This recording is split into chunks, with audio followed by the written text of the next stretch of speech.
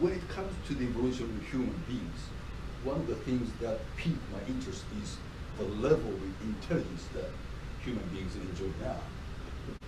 Why other mammals or dinosaurs, for that matter, did not reach the same level as human beings?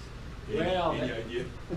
That is a great question. I mean, presumably our intelligence evolved by natural selection, and I think it's not hard to imagine how that a smarter individual would be favored by natural selection. It would be better at catching food or surviving predators, and so you can imagine that greater intelligence should be favored.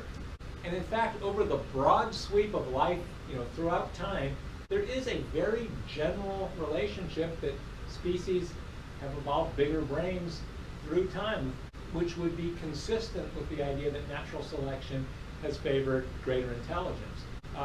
But then the question, of course, is why just us? Why haven't other monkeys evolved even greater intelligence, or other mammals, or other animals in general? And that's a very difficult asking.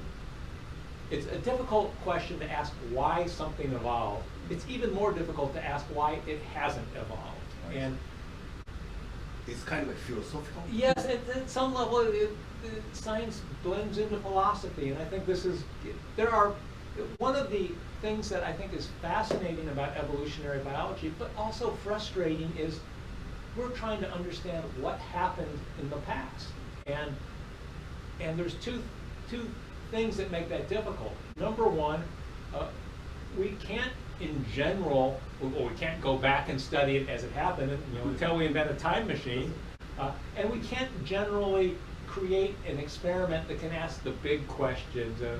I mean, imagine an experiment on the evolution of intelligence in humans. Take a bunch of apes and subject to some condition and wait millions of years. I mean, there's a reason people do these experiments on lizards and fruit flies and so on. So you can't do those experiments, the ones you'd really like to do in an ideal world. But the other thing is that in fields like physics and chemistry, a lot of the basic information can be derived from first principles. The old cartoon of a scientist at a chalkboard doing all the calculations, and there's your answer. Well, it turns out that evolution occurs in many different ways. It's very contingent on the particular history of a lineage, and so there are many different ways to adapt. And so you can't, from first principles, derive the evolution of a platypus. You have to understand the particular details. And so again, that makes it very hard to ask broad questions and make sweeping generalizations.